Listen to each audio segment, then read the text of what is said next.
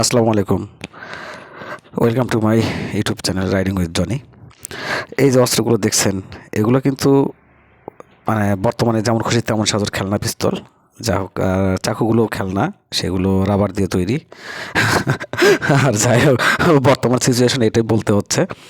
আহ, এটা আলোচিত একটি ডাকাতির ঘটনা কেরানীগঞ্জের একটি সরকারি ব্যাংকে।